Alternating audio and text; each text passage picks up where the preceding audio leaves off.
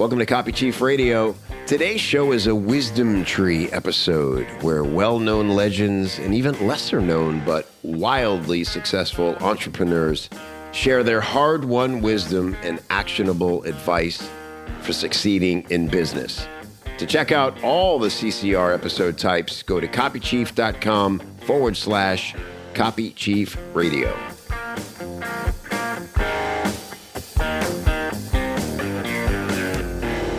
Thanks for tuning in. I really appreciate it. I'm here with Laura Belgray. We need to just start recording because whenever Laura and I start talking, it's just fun and we share everything. We don't hold anything back. And there's a lot we've both been doing. Yeah. So we are talking to you now. And we're talking. I'll categorize this later. Probably a new breed, Laura. I like it. Just don't call it a new variant. That's what we don't want. New breed. That would be unsavory right now. New yes. Strain. A new strain. New breed. Yeah. Let's go with new breed. I wonder how many people had something named that now became a horrible buzzword, you know? Right. I think variant is a pretty safe bet that no one's calling theirs like the new variant program, boot camp. Yeah. Sexy variant boot camp. Yeah. I don't know if you remember when we were kids, there was a diet chocolates in the supermarket called AIDS. I remember that. I do. You remember that? Yeah, it was with AIDS. A Y, but that was That's an right. unfortunate one of those. Yeah, I remember thinking of that when AIDS came out. It was like, oh, that product's done. I mean, and even when I was a kid, I was realized like, oh yeah. Oh, you saw it in the store and you're like, oh no.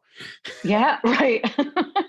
Yeah, there's got to be like, COVID cleaners or, there just had to be, Yes. Although I guess Corona beer didn't do too badly. I think that they actually, no bad publicity, I guess. Yeah, I was surprised I did have that thought. In fact, I remember posting a picture of an end cap of Corona on sale, like last, I don't know, May. March, and I was like, May. of course it's on sale. Nobody wants this right now. But yeah, you're right. I think they probably did all right. Oh gosh, that sounds so long ago. I know. Well, another thing I've been thinking about because we spoke a year ago. Yeah. I know exactly when we last spoke now because it's when I was reaching out to people I really look up to, consider leaders in the industry to say, oh my God, how do you see this going down? What do we need to know? Yes. How are you changing your approach? You had a lot of great things to say. And here we are a year later, I'm thinking of it. Okay, last year was the pivot. This year is sort of the shift, like what actually did shift and what changes are permanent. Oh yeah, that's really interesting. It's true. Pivot was the word of the year. This year, I've noticed because people were already using that word somehow as their word of the year. Everybody likes to set their intentions. Resolutions are out. So now people set their intentions. Right. And they choose a word. And last year, everyone's word seemed to be, I guess this was, prescient. A lot of people chose pivot, where they were already into the pivot. And then for sure, that was their word of the year, even if they chose it like retroactively. And then this year seems to be, you say shift. What I've noticed is everybody's word this year is ease. Oh, ease. Ease. Mm-hmm. Yeah. People are really into ease. It makes sense because everybody's I'm all about it. Yeah, because everybody's blown out from last year and everything felt hard, right? And so that makes sense. Everything felt hard. And I think that people have gotten it. Here's one thing that's become permanent, or I would like to be permanent, is sweatpants. I'm like now fused to my sweatpants. How's that for pleasant? And I like the ease of them. I like there are a lot of things about, COVID life that I would like to keep. And I know that's not necessary. I mean, the other day, my husband, Stephen, made plans for us with another couple outside. It was at a picnic table, some cocktail place that's hard to get into. And it was just the four of us outside. And at 3 p.m. on a Sunday, I was like, wait, 3 p.m., that changes my whole day. And now I'm going to have to, he's like, what's wrong with you? It's called a plan with other people. I'm like, yeah, but I don't like having to shift, change what I'm doing in the moment, and change my clothes and go be obligated to be somewhere at a certain time. And he was like, that's called life. Like, oh, crap. You're right. I forgot that. Yeah. That's sort of the give and take of it, where it was like, it was so nice in some ways to just know you weren't doing anything. It's like, don't ask if Yes. we should get together or Right. when or any of that. It was just kind of like, oh, yeah, a whole decision, many small decisions we don't have to make or kvetch about. Right. Nothing we have to regret committing to. Yeah. Yeah. Which is really nice. I really missed your event, Copy Chief Live. I have to say, I really missed that. On the other hand, I liked being off the hook in terms of events and speaking and pitching to speak at events. I liked being off the hook. That's interesting. For the year. Because I remember that was maybe one intention you set the year before, which was like, it's just time for me to be on more stages. I really enjoy it. And it's a great way for me to grow the business. Because it's interesting because we obviously, as you mentioned, were forced to cancel the event. And that was a really easy choice for me too. Maybe for the same reason. It was like, oh my God, that's so much. It's just a lot of work, obviously. Yeah. And it was just nice to know that, well, it's not an option. And because the other thing was I saw a lot of people trying to book it, rebook it. Oh, it's just 4 months from now. And then, sorry, here, we're moving it again. I was like, I'm not getting into all that. Like, forget this year. But then I realized, oh my God, how much bandwidth we were putting towards that event. We're a small team, right? So for almost 6 months, we were an event planning company, couldn't do much else. And so when we won back all that bandwidth, it was amazing what we were able to do. Really like change the business entirely. That's awesome. I didn't realize that. And does that mean that are you going to still do it in the future? Or are you like, you know what? Life is better and the business is better without it. Yeah. So I think what'll happen is I don't know. I'm open to getting it back up to what it was. Obviously, this year's challenging because who just knows when, even psychologically, if we get a green light, Fauci comes out and goes, ha, we're done with the mask. Get on the planes. Everybody, come see me. I'm bored. You know, I'd like to take you up on brunch. Psychologically, when will we be ready to commit to that? Right. And so still a big question mark for this year. I could see a scaled down, more workshop type event, hands-on, interactive, actually leave there with the thing. It still attract the people I love being around and have all the fun we've always had. And it be less maybe of a theatrical, for lack of a better word, event, and more of a, which to me were always the best parts. When you stayed for day 3 and hung out and, we did the panel. You said this, you love panels. It's like, let me do panels all day. I feel the same way. It's like, I got lots to share. Just ask me good questions. And instead of me planning all these slides and hope it resonated and, Right. Exactly. I'm so much more, not just more comfortable with it and confident, but I feel like better stuff comes out. I objectively think that it's better than a presentation, like a great panel, a great spontaneous discussion. Yeah, I agree.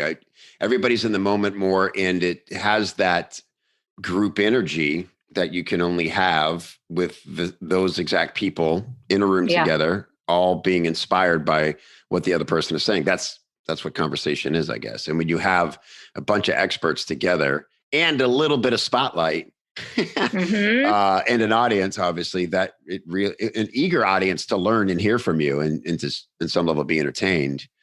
Man, you're right. It's a combination of factors that you just can't conjure any other way. Yeah, it is. And I'll tell you this. This is going to sound totally woo-woo because it is. Because I sprung for a human design. Have you heard people talking about human design? In regards to like getting their babies? No. No. It's this woo. It's not eugenics, if that's where you were going. It's woo-woo. It's like this thing that involves astrology. It's all based on what day and time you were born. And that's the kind of thing that makes my eyes roll all the way back in my head. And yet somebody in my group Shrimp Club was talking about it, Rubina Ianigro, who came to Copy Chief, by the way, Copy Chief Live, awesome. I think last time. But anyway, she was talking about it and how she was doing these readings of it. She'd learned it. She was doing readings of it. And she made it sound so appealing. And it was $1,000. Normally, I'm like, no way. Well, give it to me for free because I'm a freebie hoe. But I paid for it. I was like, okay, I'll buy a reading. And it was really interesting. So it's all these things, kind of astrology combined with, I don't know. If you saw a drawing of it, it's like the human body all drawn with like in a very woo-woo way where your woo-woo alarms would go off. But it's all these things about how you react, how you interact with the world. A lot of it rang true. All this is to say that one of the things about me, I am a generator. There's like a manifestor, a generator, a reflector, I forget, a projector.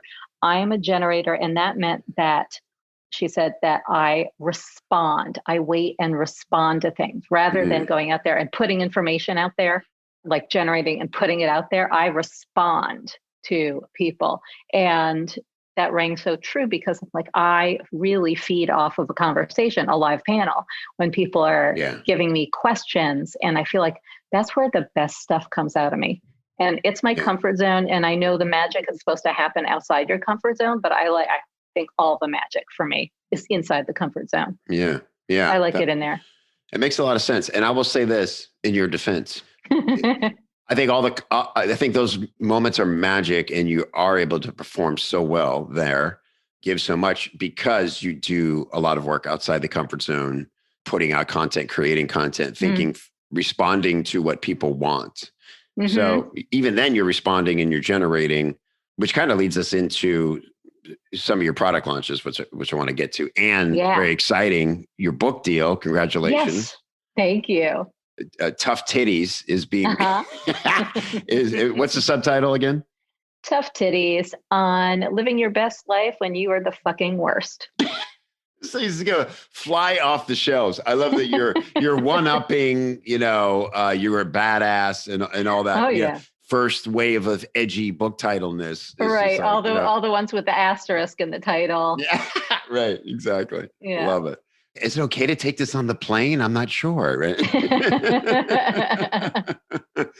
But going back to where we were, do you feel like, because your business has exploded over the last, few years through a lot of hard work, a lot of focused work, but I think I get the sense a lot of just reacting to what's working so well, which really, I think at the heart of it stems from your email writing. That really, to me, is your greatest superpower. Is because I just have never opened a Laura Belgray email and been disappointed. I know that sounds like crazy hyperbole, but there are very few people I keep. You're not even a file. You just say I keep you on read until I read it, and every time I'm like, yep. Obviously, that creates a dialogue. And then I like to say, dialogue is the most valuable thing we can possibly have in marketing. Right? Because what more could you want is an engaged, amused audience of people who are just requesting more things from you. I mean, if you're not sure what to create to sell at that point, I don't know what to tell you. It's true. This is one thing that I always neglect to do that everyone says this is essential in marketing. You have to do this is survey your list, your list. I have rarely surveyed them. And that's not because I think I shouldn't. It's just I keep forgetting to do it, or I have something else to write that day or whatever. I keep putting it off. But I think maybe, as you were just saying, it is all a dialogue and that I am actually surveying them on an ongoing basis. Yeah, I think that's accurate. And I would say that is much more genuine and on point way of understanding what people want and need. Yeah. Because it is a conversation and real things come from conversations. Whereas when somebody says, oh, I'll agree to take a survey, I think they become a different version of themselves a little bit. They're thinking about, do they want to flatter you? Yes. Or do they want to, this is my chance to kind of ask Laura to do something I wouldn't have asked. And then, or, it's not personal. There's no, even if there is a box to really open up here and tell me, that can feel weird. So yeah, I think to me, and here's the other thing. When people, I think you rarely ask like I do, but occasionally do say, please respond if you're so inclined with this exact piece of information. Normally, people are just inspired to hit respond and start spilling their guts or have a laugh with you or whatever. Oh yeah, that's that's actually why you don't see me say that so much anymore. I used to all the time, and in my welcome sequence, I asked for responses. But this is one of the sad things about getting bigger. Although I love my list getting bigger, always welcome that. But one of the sad things is that you don't have as much time to respond to everybody. So I love reading my responses. I'm not supposed to. Sandra, my manager, wanted to take my inbox away from me and manage the whole thing. And now they manage the welcome sequence responses, although that's probably the place where I would be best served responding to people personally because they're brand new, and I should probably flip that. But when I send out a broadcast email, I want to see all the responses. It's all ego. So I feed off of it. I feed off of all the responses to every email that I send out. And those I try to answer. And some days, like when it's a really good email, when it's one that strikes a chord, boy, do people respond. I mean, even if you haven't asked them to, they just report. And some of them really tell their life story. I'm like, oh, geez, I don't know how to respond to this. I feel so rude, yelling, writing back, great stuff. Winking emoji. Yeah, I know. Yeah. But that's what I know. Yeah. Isn't it something when you open your inbox the next day and there's that subject line, read? Yes. Sometimes like 50, 100 times. You're just like, wow, it's exciting. And it's like getting applause. Right. And now, but you have to talk to every single person who just clapped for you.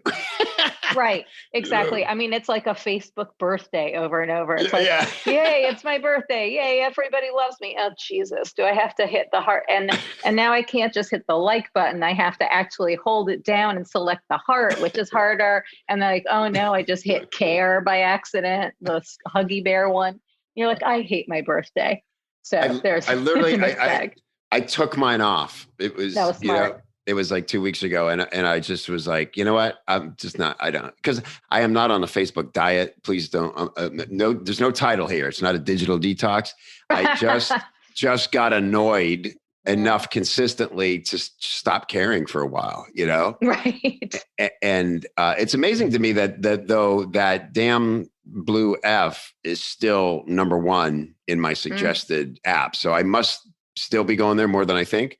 But for the longest time, I just didn't feel compelled to post. That, of course, made me check in less. And so for my birthday, I was already in that mode. I'm like, I'm going to pop in, and I know my wife made a post. I should at least say something there. But everybody else just thank you. And of course, then you get the 300 PMs. And how many of those are, you look at the history, it's the same exact cut and paste message for the last 4 years. You've never had any other interaction with You would think that they would look and see that they're doing that, but they don't.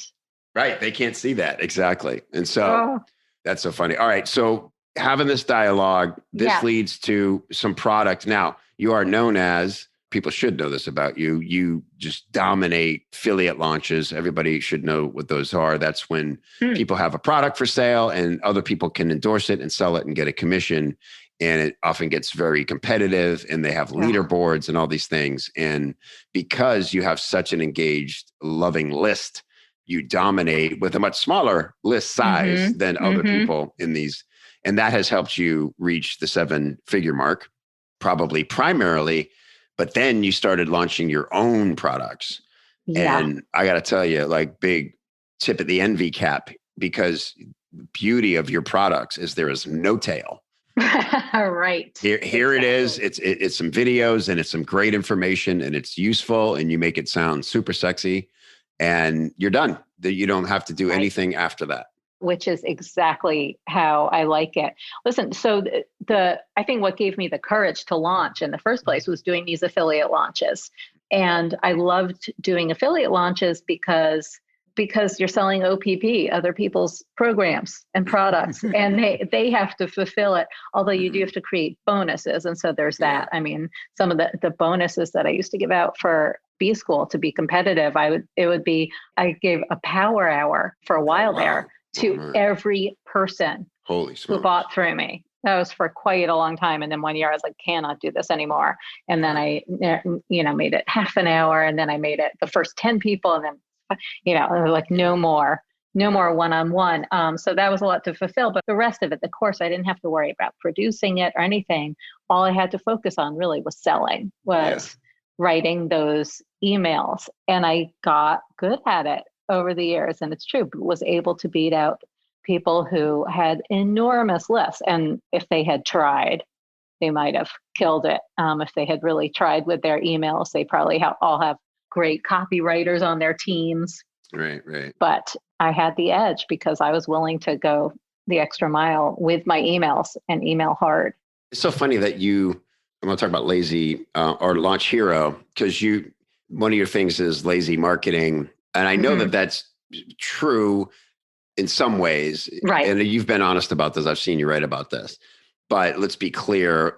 There's a couch in there somewhere too, right? It's the couch lifestyle. Couch-driven business. Couch-driven business. That's great. Yeah. But I've never seen you take a lazy approach to promoting anything. You're really thoughtful and innovative and creative and responsive to what's happening in the launch. And so reading your email, even a team of good copywriters, I think, couldn't do that same thing because it's just pure you being in the moment with it. Right. That's true. And it's lazy with an asterisk for sure, because it's not that there's no work. To me, I mean, lazy can mean many things, but when we're talking about a lazy launch, I can be pretty clear what I mean about that. For me, a lazy launch is an all email launch because I'm comfortable doing that. I can sit on my couch and do it anytime without putting on a stitch of makeup. It's not a webinar. It's not the 3 PLC1, PLC2. That's pre-launch content in the Jeff Walker world. The little PLF world. Little movies. Right, little movies that are like high production value and all that stuff. And I also don't do ads. And that's not because I think I shouldn't. It's just I'm an ads phobe, and it's another thing to worry about. And I don't want to worry about failing with those. That's an expensive fail. So no ads, no webinars, no other kinds of videos, no affiliate team. That's another thing that goes into a lot of people's launches. I like being an affiliate, but I don't, I might try it at some point because it's a great way to build your brand. But what I have done so far is, by my terms, a lazy launch where it's all emails and I'm in control of that. And I can feel chill about it because I know that I can write. It's where I feel confident. I know that I can write an email on the fly. If it's like, oh, somebody just asked this question or somebody just had this objection. Questions are an objection, right? Just wrote back to me and I haven't addressed that yet in my emails. So I'll write an email about that. I will respond to that. Or, oh, somebody just posted this amazing, story of Inbox Hero or of Launch Hero, and it looks great. I'm going to showcase what they said and that actual image with a whole email, with a dedicated email. So I can do it on the fly, and it feels easy to me because there aren't so many moving parts. Yeah. Like you said, that's the one task. Just, again, to filter the dialogue and respond to it with more great content. Right.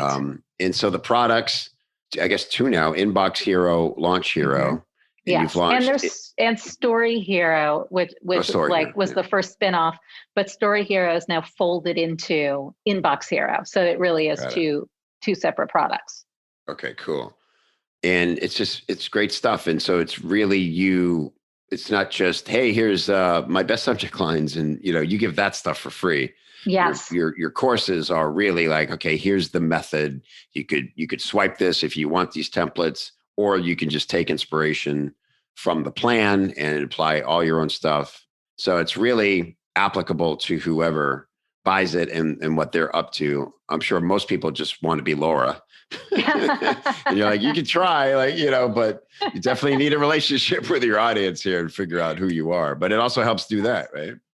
Oh, so much so. It really helps to help you. I think that I have figured out who I am, and who I am to my audience, really, by having Yeah. an audience, by having that dialogue with them. It's like how I feel like I've come into my own and figured myself out, at least professionally, in just the last Yeah. couple of years, Mm. because I said I'm going to make this a business about, I'm going to sell products. I'm going to use my copywriting for me, really have a relationship, like a consistent relationship with this audience, and make things for them and sell those things. And I figured out so much by doing that. Yeah. Yeah. I got to tell you a little case study you might not have heard of.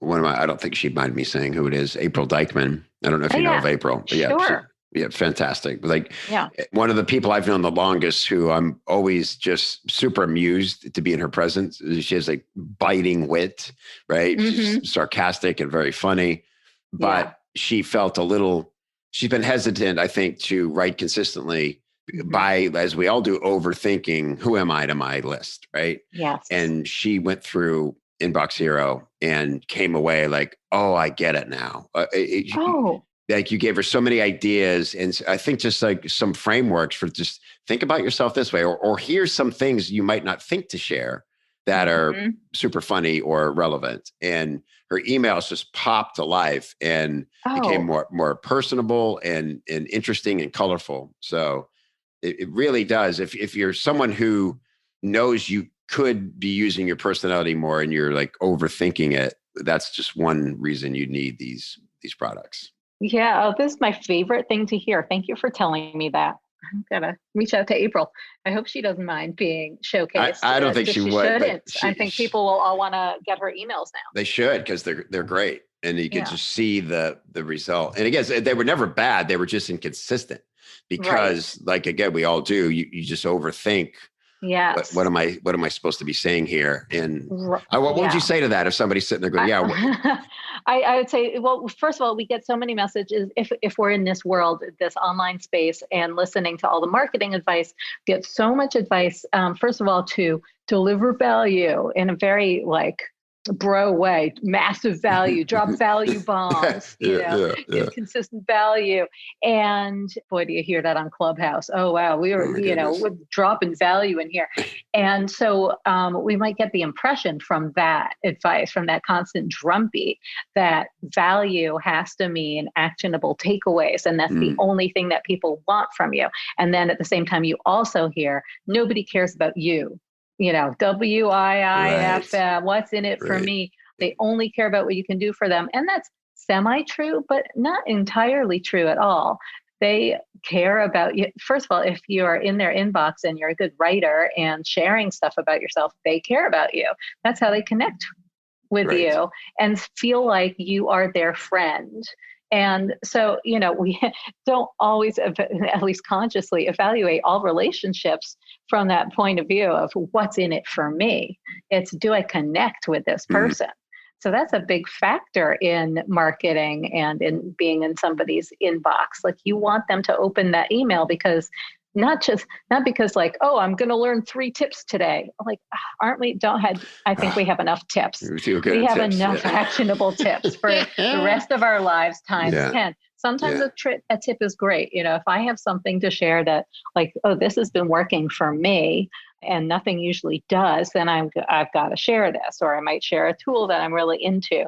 Generally, I share personal stuff that makes people feel connected with me and makes them feel like they know me, and Hmm. like we've already been friends. Some people, this is going to sound so egocentric, but that I like absorb this and repeat it. But people sometimes write to me that they had a dream about me. That's what happens when you feel connected with someone. Yeah. I Right. am not. I'm not going to have a dream about Copy Blogger Right. Right. Yeah. Exactly. from That's a really good point. because of those tips. Even though, like, I know who Brian Clark is and whoever else is writing those, but I don't think of Right. them when I see that in my inbox. I love So that. people really do care about you if you get them to care about you, and they do care about those personal details. That's how we evaluate somebody. Yeah. That's a great point. Think about the people in your life that come up the most and make you smile the most when they're not around, it's because you know something they might say or how they might react, or you'd love to hear how they would react to something you're seeing, whether it's on TV or you're out, right? And we have this friend, Brian, and he's just the funniest person we've ever known. And we were constantly saying, oh my God, I wish Brian was here to see this person, this crazy person who just walked into the restaurant. We would be on the floor, right? Right. And to me, that's another version of people having a dream about you is, I bet you also get people telling you about, oh my God, this thing happened. And I wished you were there. I could almost hear what you would say, right? Yes. I mean, I like to think of these things like I encourage people in Inbox Hero and otherwise, if I'm just giving advice about writing emails, I encourage people to put in lots of personal things about themselves and repeating things about themselves. I call it a coat of arms. So you don't have to be this formal about it, but if you want to brainstorm, like, what a coat of arms is, like a shield or a family crest, the thing with the symbols that represent the kingdom in the old days, or in this case, you, like, what would those symbols be on yours? The things that reflect not just that people know about you. If you said, hey, like, what do you think of when you think of me? But on the other side of that, what makes people think of you?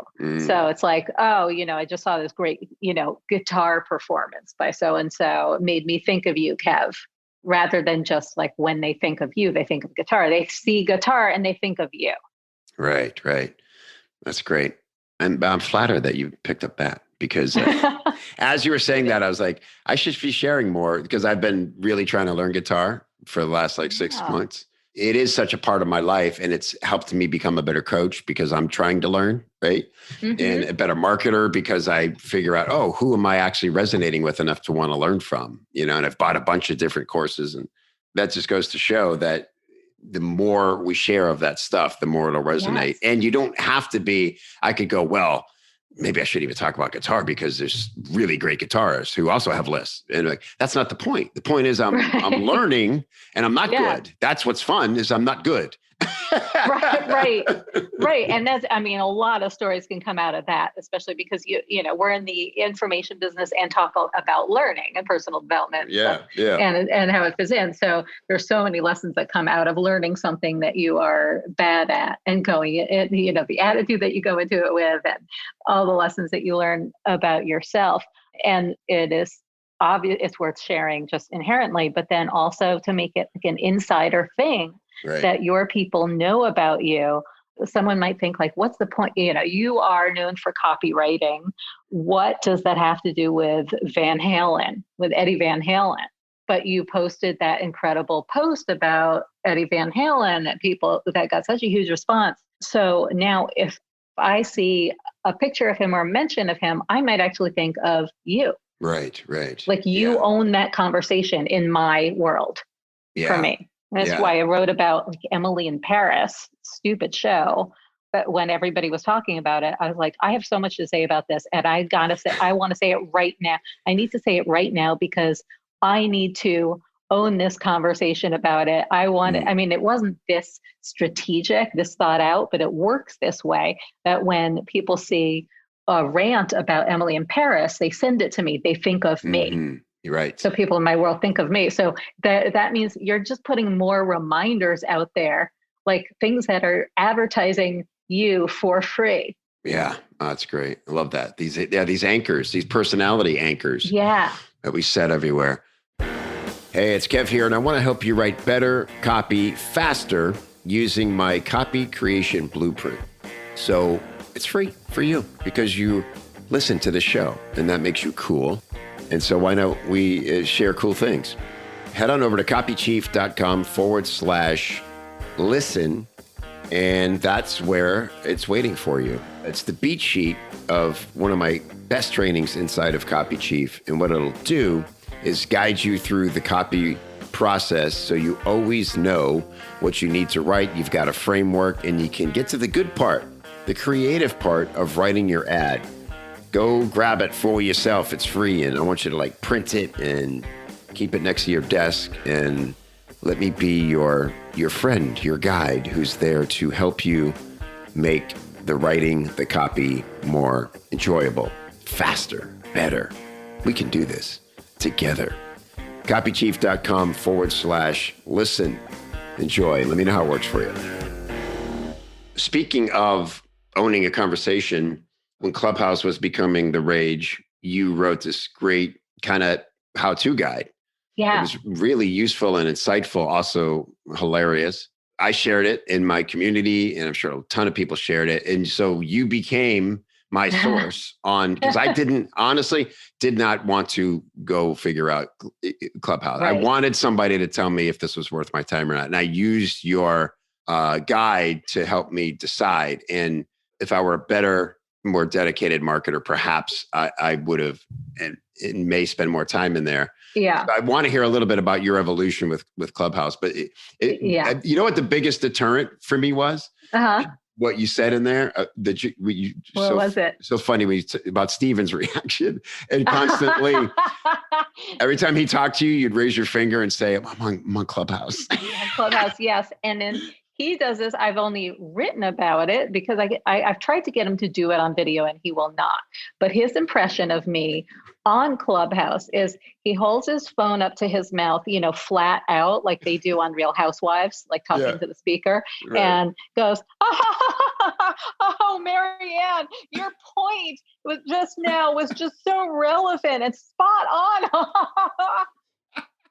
That's it. And it's always Marianne. Like, I don't know if I've ever talked to a Marianne on Clubhouse, but it's always Marianne, which is like totally the name of one of my parents' friends, Right. Yeah. And he's like, yeah, your voice changes when you get on Clubhouse. And I don't like anyone telling me I'm not being myself or that I'm being different. I'm like, oh, that's it. That's a deal breaker. I got to lay off this stuff. Yeah. Yeah. It just felt like, man, like people that I know are busy and have these a lot to do, and are, I know that they value their own time.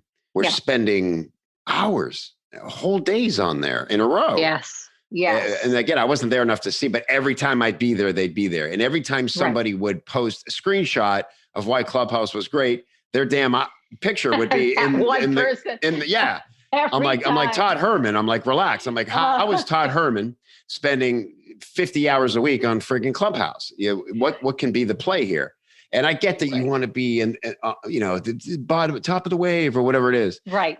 But my God, it felt tiring just to look at from my perspective. So what has been, where are you at now with the Clubhouse? Semi over it. Okay. So I still think that it is first of all, I love the idea of the platform. I think that it's great in that, and this is why I was so excited about it when I dipped into it and started, was this is essentially being on a panel.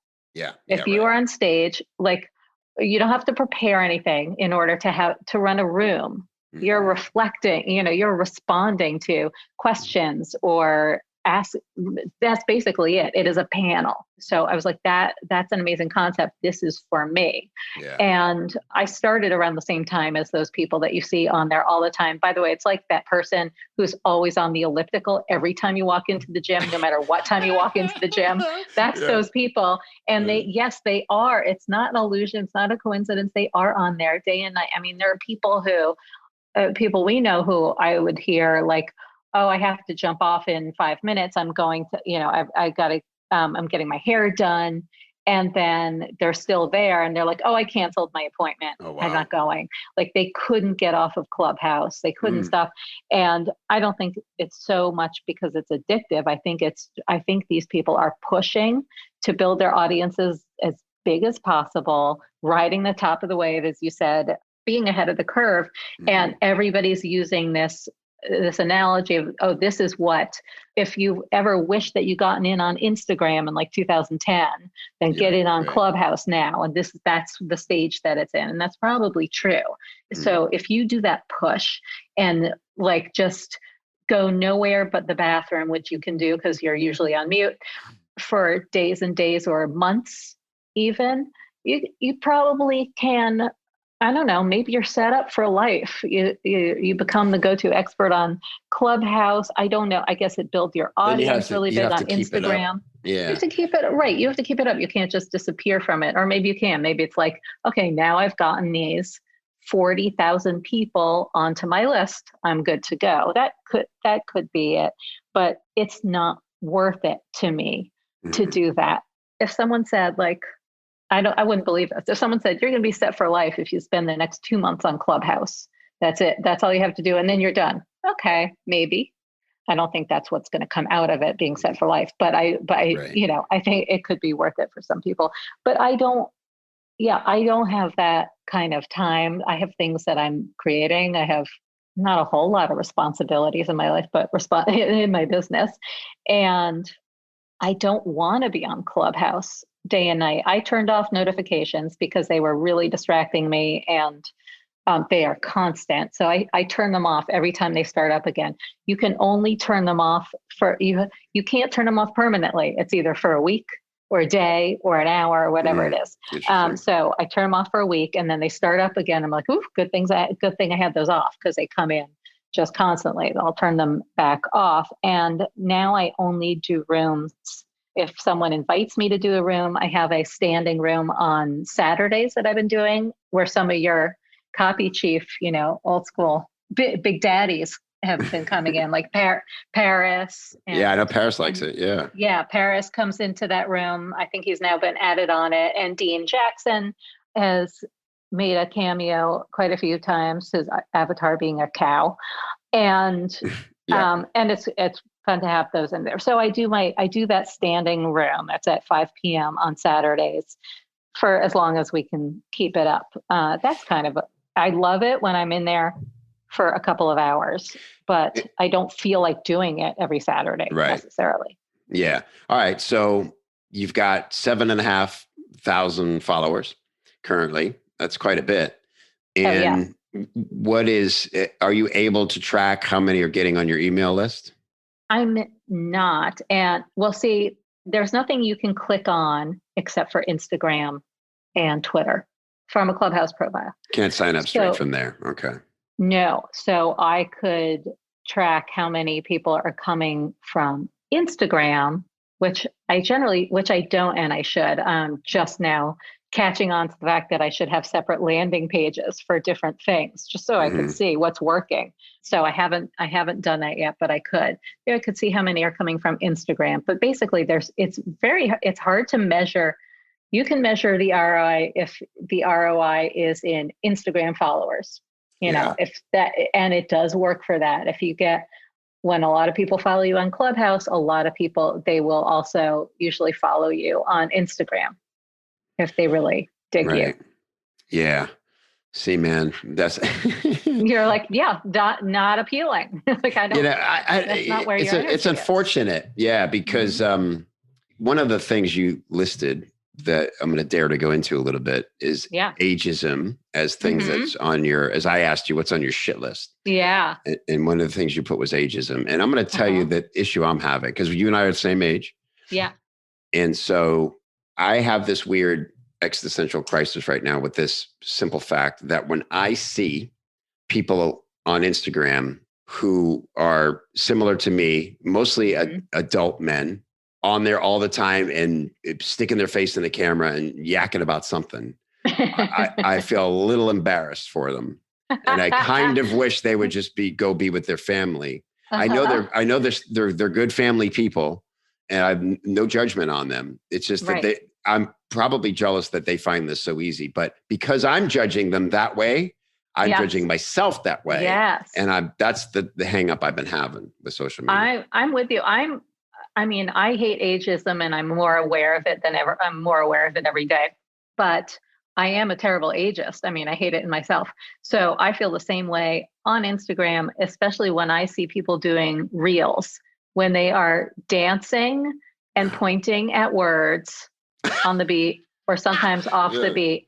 To me, it looks like a hostage video. They look like they're so sad on the inside. And it's embarrassing. And especially, I'm like, oh, please, middle-aged women, don't do that. Like, people my age, please don't do that.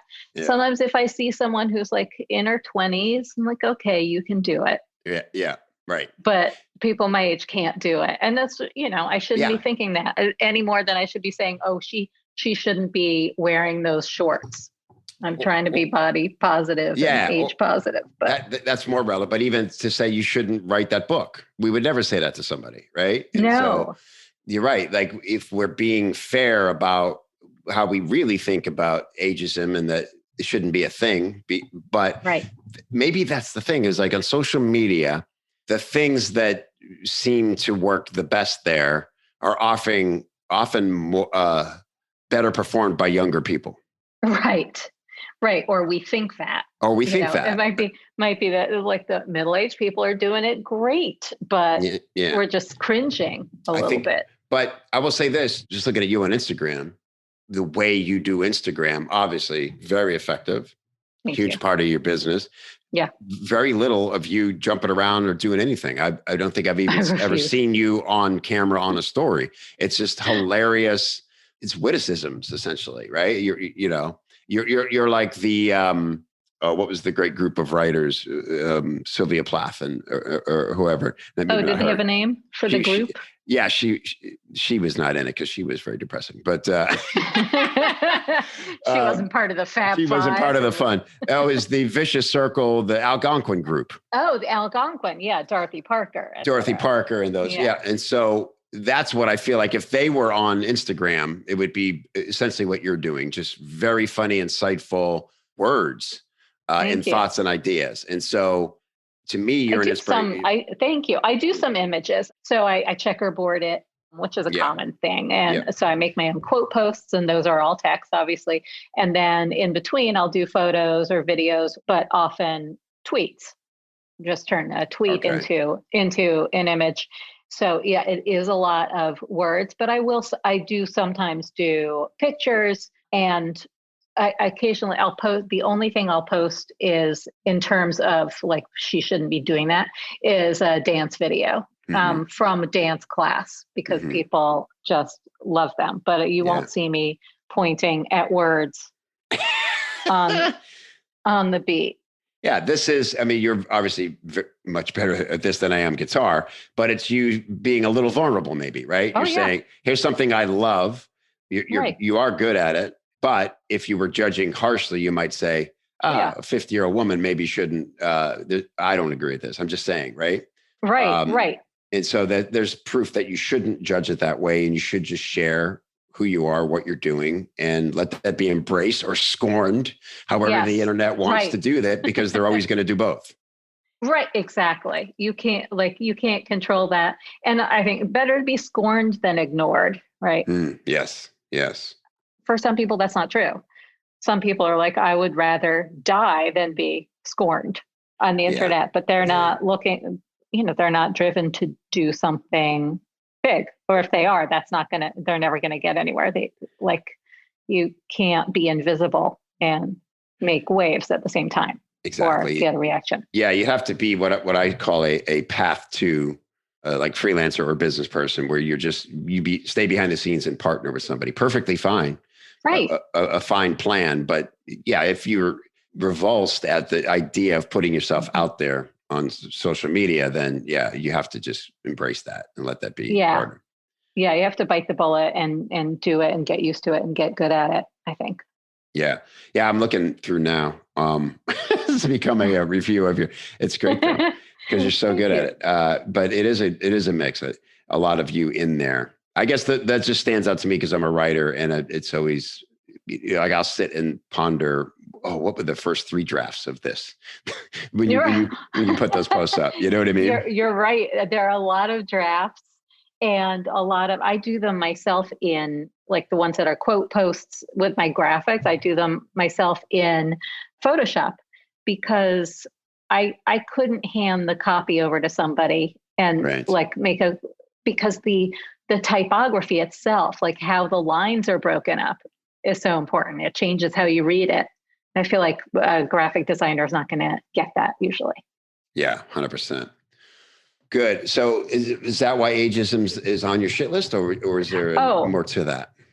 I think that I'm aware of it every day, especially lately in the copywriting world. I think what provoked that was that seeing people do research in like a Facebook, these copywriting Facebook groups where they're like, I'm writing for my avatar is 55, like 55 years old and like female. What comes to mind? And people like can't get on the interwebs. That's all the things they'll say about somebody who's 55. And I'm just like, are you kidding me? I'm like, that's almost me. My husband upgrades his iPhone every time a new one comes out and always has the new things, whatever's on it, and can do tech things that most 30-year-olds can't. Right. And I mean, so just the tech assumption alone. And then also it's always like, what do they care about? Oh, they care about their grandchildren and their grandkids and getting a discount at the supermarket. Right. And it just drives me crazy that people have and I understand it. This was the best quote from, I was going to say the Golden Globes. It wasn't the Golden Globes. I was just listening to Amy Poehler. Do you ever listen to the Armchair Expert, Dax Shepard's podcast? Oh, I've heard it's great. I haven't heard it. I love it. And so she was on his show. I was just listening to that. And she said, anyone under 30 thinks anyone over 40 is 60. Yeah. That's so true. Yeah. It is absolutely true. So I get it. I remember, being 30, and I had a 45-year-old boyfriend who was married also and a Vietnam vet, but it was a crazy age difference. And my friends were all like, you're dating an old man. Right. Yeah. My kids, I have this every day because I think my kids consider Michelle and I as cool as we can be for old people. Right. Which is nice, but they'll catch themselves all the time referencing a super old person, right? So and because then they'll remember I'm older than that, and they'll be like, I mean, this guy was probably 40, and they're like, I mean, that's not that old, but it was creepy. They catch themselves. Like, that's really old to kids. Yeah, even 30 to them is like, what's a 30-year-old guy doing in the arcade? It's like, right, exactly. He's a pervert. Yeah. I mean, I remember being 26 and finding out that a friend at work was 31. And it was like, you've been hiding this. I'm like, are you kidding me? I really thought you were my age. I felt almost betrayed. Wow. You've been, like, it was like she was a narc on 21 Jump Street or something, Like you're playing a kid. Yeah, right. 31. Yeah. So funny. I will say though, the one commercial on this topic that really makes me laugh is the one where the guy runs the workshops for not becoming your parents. Oh, those are funny. I gotta say. Funny. Just because the jokes are really good. Yeah, they're ages. They are. I don't like. I mean, it works as comedy. But I don't like from an ageism standpoint. Right. I think it's very possible that like in a couple of years, maybe not, maybe it'll take longer than us to change perceptions about this and what's okay. But I would bet that at some point we'll look back at those and be like, I can't believe they got away with that. I bet you're right. Yeah, that's a really good point. Really good point. So good. I'm looking at the clock and I'm like, I gotta let this poor. I wasn't even looking at the clock. I think our conversations go long because I derail them constantly. I think we both do, but I don't think it's derailing. I think it's exploring. Right, exactly. And we always find the point in the joke. So I don't think that happens, and it does happen with me with most guests. So, and I'm lucky because I only talk to people I know and like. Right, and still you're special within that. So, thank you. Let's talk about the book real quick. I know it's not till 2022 next year it'll be out, but I know that you're probably gotten very good at pitching ideas to publishers.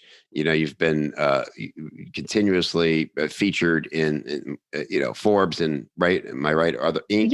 Other places. Forbes, not Inc. Business Insider, Money, Forbes, and Fast Company was one of them. And I think I have another Business Insider one coming out that somebody else wrote, which is great.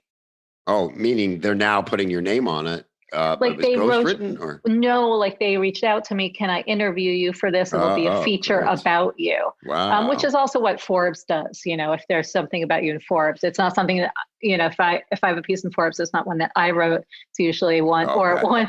or maybe I did give them the information and how they should say it, but that's I may have had editing powers. That's all I'm saying. exactly. That may be in my contract. Yeah. but it is in third person. Laura, blah blah blah, Belgray. Right. Yeah. Okay. Cool. Awesome. Could you have pitched this book idea or known what you wanted to put in a book, if not for that experience? Or Yeah, that is a great question because I've been thinking about it recently, and I was writing the book for a couple of years, like working on it, trying to figure out what it was and how I would ever pitch it, because you apparently now, like, you cannot pitch a book of personal stories. Nobody cares. Like, there are way too many famous people doing that to make that an interesting idea to any agent or publisher. And then when I had this piece in Business Insider, that was at the end of 2019. And I didn't make my first million until I turned 50. Here's why it's better when you wait. Believe me, it's better when you wait. I think that's what it was. Yeah. So it was about being a late bloomer, and struck a chord with a lot of people, which I wasn't expecting. I knew that talking about a million in the headline would make it sex. It was a sexy angle. I didn't actually want to do that. I felt really nervous about it. It made me squeamish, but I did. And I'm glad. People really liked the success angle of it, the late success. It gave people such a feeling of relief. And it was about feeling behind all my life, and then finally not feeling behind. And so many people feel behind and feel like late bloomers. And that's not necessarily, that is one of the themes in my book. But what really helped me sell it was, first of all, that the fact that piece did so well, and the premise of it. It's not the premise of the book, but it helped package me to agents and then to a publisher, that people responded so much to this idea. Right. So it's helped a lot. I mean, there's for sure a late bloomer theme to the book, and that term was too soft for the title. So but it is about a lot of it, because my life is about this, about trying to fit in, but also not wanting to fit in, and always being behind, a little behind schedule. It's a mindset / business book, right? I mean, what category? It's not. It is not. I mean, I hope that my audience will want it, because it is not, and there are no actionable takeaways. There are no sidebars with your next steps after it's not a workbook. It's not that. It's memoir. It is. No, it is. Okay. Because what threw me is you said nobody wants to be pitched personal stories. So meaning you had to find a better container for that pitch. Is that exactly? I got you. So I'm positioning it kind of as it is not a how-to book. It's a how not to book. That's great. Because because there's such a glut of all that advice. We're getting enough advice and how to and mindset shifts and all those things. And maybe people are tired of being told what to do. And they'd rather just feel less alone, feel better about their own lives, because they're not alone. Right. Is this process of pitching books totally like a professional endeavor? Where you want to like hone your pitch and use all the connections to get in front of people? Or is it like, I'm a rock band and my job is to not care. It's not for the audience, and the right people will find it. It's a blend of both, because I was really writing it from that position. Like, this is, I want my book to be what all the rest of my writing can't be, which is, who gives a fuck? I'm writing this for me, or I'm writing this just to entertain you, and there are no takeaways here, and don't even look for a message. That was the place that I was coming from, and then realized, like, nobody wants that. That's not something that I'm going to be able to sell, especially since my audience craves they crave stories with a point. So these stories all have a point, and they will either find it or it's in there, but it's not the same kind of thing that I put in my emails, which is segue to like, here's the point. Right. Their essay is about life, but I think packaged in a way, first of all, positioned to the publisher in my proposal in a way that shows, here's why my audience will love this, even though they also seek out business books and also have James Clear on their shelf. That's not the only thing that they read. Yeah, that's brilliant. I'm more excited even now to read it. I mean, it was going to be great no matter what, but because I immediately assume that freedom affected the writing. Yeah. I mean, first of all, you're going to be more excited to read it now. There's a lot of dirty stuff in there. Oh, good. There's stuff that I would never send to my list. Right. Because they'd be like, where is this coming from? In your inbox, you don't really want to know like blowjobs I gave in the early 90s. Right. But as usual, my episode is going to have an E next to it. Now it is. You just earned the E. But my book will too. So what you going to do? It was that important to you, or was it like, well, the stories are the worth telling that I want to tell. Like it isn't about getting, maybe that'll put me in a different market to have the E. It's that those are the stories that I'm really going to have fun telling.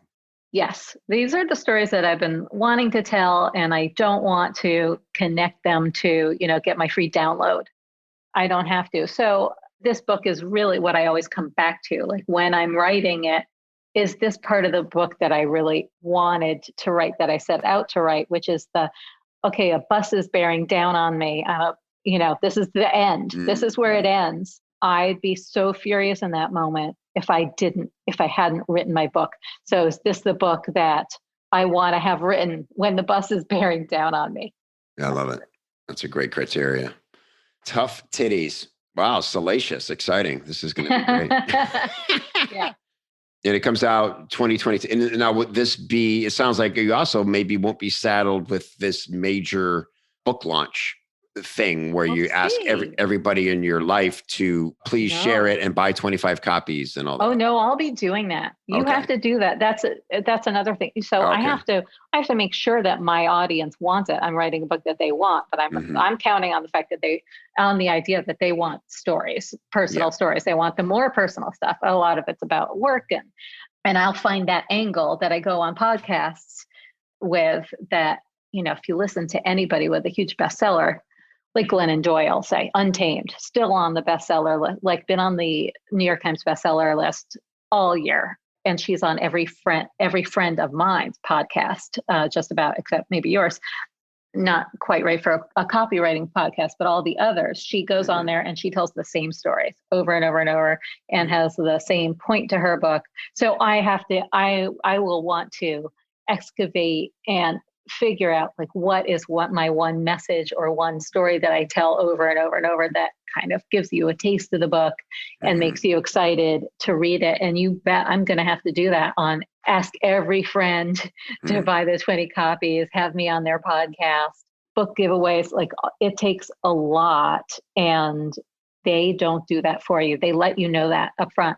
Like it's going to be your job to sell this book, not the publishers. But it's not like an old record contract where you're going to owe them. No. So they paid you to write the book, but they're like, but you're not buying shelf space and posters at Barnes & Noble. We're just going to make you a nice book. Right. Yeah. Right. Yeah. That is it. Because I'm not a proven author. I'm a first time author. Right. So I think even that'll be 2025. Authors, yes, exactly. If there's still bookstores, that'll be right. Very exciting. Oh, I hope so. And who knows what the book tour will look like summer 2022. I feel sorry for people whose first books came out this year and they didn't get to do their book tours. On the other hand, maybe happy for the people who were set up for success already and could do their whole book tour online and they didn't need that experience again. Like how great to be like, oh, I don't have to get on a plane. Well, put me down for first in line for buying as many copies as you'd like me to buy so I can lovingly give them out to people who I know enjoy them, and having at least one new episode about it. All right, Laura Belgray, as always, just a blast. Full circle. I think I said in the beginning, I'd categorize this later. This did become a wisdom tree episode. Oh, great. I love it. Because I made wisdom tree. You made wisdom tree. Like I said, you were qualified for all the categories. And in fact, I've made this important because I gave names to things, right? So now I've created this criteria. Yeah. I wield the power. That's pretty sexy to have those podcast buckets. Yeah, man. I tell you, I thought of everything. But because I feel like we really did reflect on a lot of things. And yeah, me too. I think great. There's some good value bombs in there. Some bombs. I'm gonna find a way to just replay this on Clubhouse live. I don't know how that works. By the way, on my shit list, I didn't put this on my shit list, but there is a kind of guy on Clubhouse who always appears at the end of the room, like when the mods are trying to wrap up the room, and like get everyone's questions answered, and it'll be that one guy who's left. His name is usually Shane. Yesterday it was Shane. And he's got like total kind of douchebag picture. You can just tell from his picture, this guy's a douche. Yeah. And it's always this guy who's like fancies himself like a sensitive, mindful thought leader. Yeah. And he will always say, yeah, so you know what? I want to change up the conversation a little bit. And rather than ask a typical question, I'm wondering about your feelings, your mindset about this one thing. And it'll be something totally not what we were talking about. Oh, wow. And yesterday it happened in Amy Porterfield's room. Grant Cardone had come in there and she was like, Grant Cardone, giving him the royal treatment and bringing him up, making him a mod. And then this bro, Shane, of course, said something to that effect. And he was like, would you bet on, this is about digital courses. And then he was like, when it comes to things like platforms like Masterclass, would you bet on them for the future? How do you think they're going to do? Would you invest in that? And we're like, we're not talking about that. And he's like, I'm curious what Grant Cardone thinks. And then it's just like, and what's everyone going to do? Cut off Grant Cardone because he basically owns Clubhouse. I don't know. He probably does own Clubhouse. Who knows? Yeah. But it just derailed everything. Yeah, and that kind of bro just shows up at the end that's of really every room. Mm-hmm. Yeah. That's on my shit list. Yeah, that's a shit list item for sure. Because it just becomes all about them. It's like, please admire my framing of this question. Right. I'm really curious. And I know we only have a minute left, but Yeah, right. That would be the appropriate thing. Yeah. That's an interesting problem with the format. And we could see, in a live panel in a room, you could kind of see who's left and you're like, okay, last question. Right. I know this person's going to ask a good last question. Yes. It's hard. There are always kind of back channel conversations going on Instagram or like between the mods or among the mods on Insta or text. And there, I've been in rooms where like, who's this? How'd this guy come back? Somebody boot him off the stage, oh no, it's 10-tip Bill. He's back. Like one guy was like, here are my 10 secrets to copywriting. And we're like, no, oh no, there's like 100 bottles of beer on the wall. And he's going through all of them. Yeah. Once you start the song, that's it. Yeah, exactly. Well, cool. Well, maybe I can come into your room one time because I don't even know how to push the buttons. And so it would just be super fun to hang out with you. Yes. I'll tell you, I'll give you a heads up, invite you. I'll send you the link so you can find it for the Saturday copywriting room, because it would be a huge honor to have you come in there. Oh, that's kind. All right. I would enjoy that. Awesome. All right. Thank you, Laura Belgray. Thank you, Kevin Rogers. It is talkingshrimp.com. If you're not on Laura's list, my God, what a gift I'm giving you right now by telling you to go there, talkingshrimp.com, and just absorb everything Laura Belgray. I appreciate it. We'll do it again soon. I would love that. Thanks, Kevin. Hey, don't forget your goodies. Head over to copychief.com/copychiefradio to get some great free stuff to help you put the things you hear on the show into action for your business. Copychief.com/copychiefradio.